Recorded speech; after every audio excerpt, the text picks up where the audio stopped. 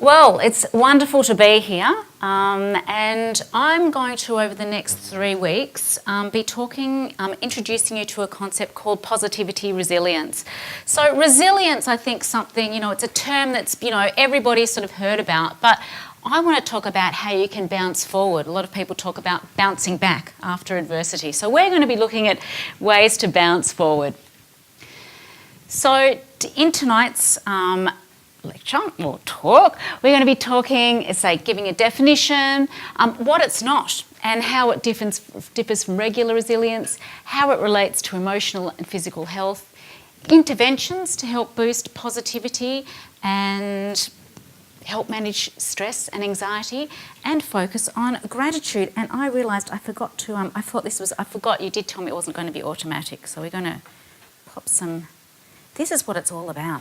Is it going to play?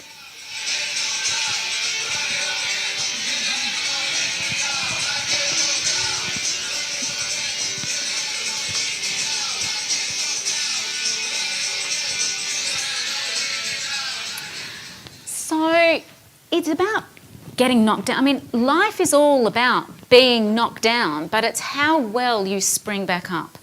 And I just want to tell you, a lot of people sort of think, positivity, it's a bit wishy-washy, not so sure. Who wants to be happy all the time? Well, guess what? That's not what it is all about. I mean, I am a fan of the smiley face, but let me tell you, that's not what we're talking about. It's actually really important as human beings to experience a whole spectrum of emotions. So it's negative and positive. What it really is all about is how we can actually create positivity. So talking about being positive, you often hear people who, say, well, I try to stay positive. Well, that's fantastic that you try and stay positive, but that's a very passive thing to do. What we really want to be able to do is actually transform that into an active state, and you have to be able to be given strategies and techniques to be able to do that. So perhaps before we even begin, just take a sort of consider what are some of the qualities of positivity. It's not necessarily what you would immediately think about, as I say, like the smiley, happy face and, everything's great. It's actually qualities that when you actually look at them, you might actually think, gee, that's a bit similar to mindfulness, because there's quite a strong synergy here between qualities of positivity and mindfulness. These are being open, okay? Being open to things that happen and just sort of seeing how, being curious, a bit of distance to them, why might this be happening, being appreciative, being real. So there's no point pressuring yourself to be positive if that is the last thing in the world that you feel like doing, because then it's just going to add lots of internal pressure, and it also flows out into your social world. So you need to actually be real in these feelings. And because we're talking about positivity, we're actually talking about ways in which we seek the good. There's one thing that you're probably going to hear me talk about in the next 3 sessions, is that what you place your attention on, what you focus on, that is what grows. So if you practice fear, if you practice worry, guess what? You get really good at it. But if you start to actually practice things like some of the things we're going to be talking about, like self-compassion, gratitude, and other things, like, using your signature strengths, we actually get really good at that. So they are some of the qualities of positivity. Now, no matter what happens in your life, we cannot control what happens to us. Some people are familiar with my story. I did not choose to get bowel cancer, but it happened. And so we cannot control our external circumstances. But what we have a lot of power to be able to do is actually control our internal environment, our internal circumstance. So I love this quote. Every situation can be bitter or better. The difference is I. And that's Rabbi Y. Rubenstein. Great initials. So we actually hold a lot of control. The problem is that when we face challenges or when we face adversity, that sort of sense of empowerment, that sense of control can actually be one of the first things that goes out the door. So what we're going to be talking about is strategies that we can actually lean on to really create this sort of buffer of positivity, so when things do get tough, when things do get challenging, we can draw on these things. Now, I thought it might be an interesting exercise. We are a bit limited in time. You can do this online, but we're going to do it right now because you probably may have sort of in the past sort of wondered, or I don't know, if you sort of think of yourself as a positive person. This is just a bit of a snapshot today. This isn't going to tell your life history of how positive you are, but it will give you a good indication of today, your positivity ratio. So on your chair, there should be a piece of paper and it says positivity self-test. I'm going to give you a whole 2 minutes to calculate. So essentially, it's how you have felt in the past day.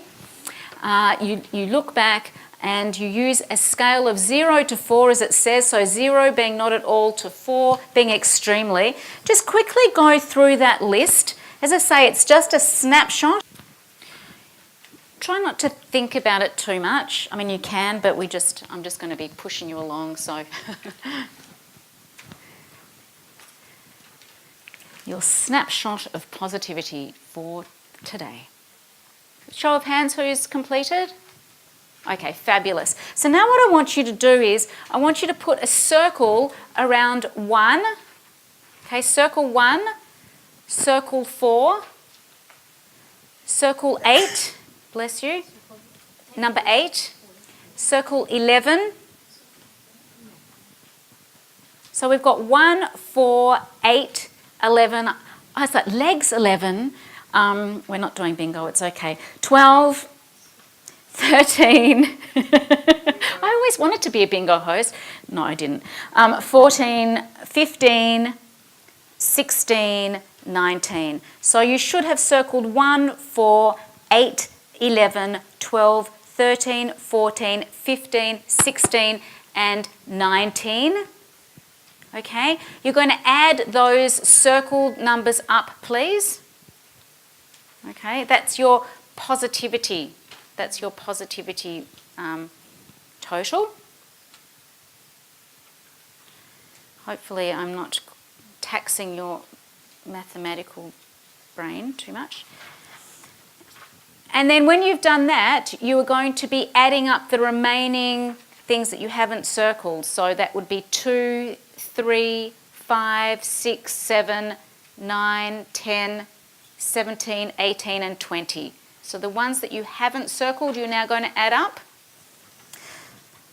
So the circled things are your positivity things, and the other ones were the negativity. So now what you're going to do is you are going to divide your P, your circle things, divided by the negativity, and that will give you your positivity to negativity ratio for today. Okay, so say for example you got 24 positive and you got 8 negative, then your ratio would be 3 to 1. Generally speaking, the higher your positive ratio, the more positive emotion you're experiencing on a daily basis, which is a very positive thing.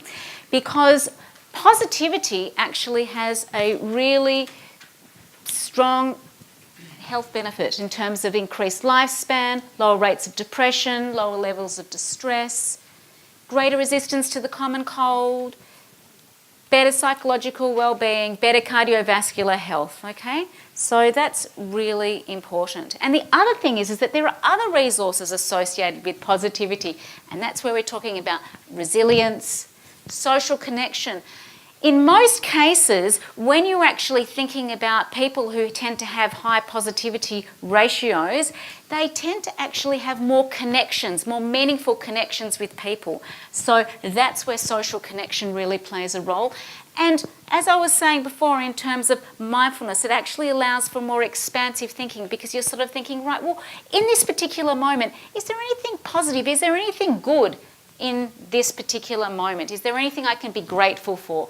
And they really are attributes to help you get through a challenging time. We've all heard about stress and cortisol. So the thing about positivity is that it actually feeds into our happy hormones. So the dopamine, getting our dose, the dopamine, the oxytocin, serotonin, endorphins. And that's what really has a positive effect on our well-being. It's about, we talk a lot about diets. I am actually encouraging you to consider a diet of positive emotions, because that's going to feed your positivity resilience. Because it's not just about what you're feeling today. It's not just about what that positivity ratio just told you in this given moment. It's actually what happens over the next few weeks, how many positive interactions, how many positive emotions you experience over the weeks and over the months that lead to physiological change. Which is the end of my presentation, and I just wanted to end with this, if you just indulge me, because I've got the thing. Always look on the bright side of life.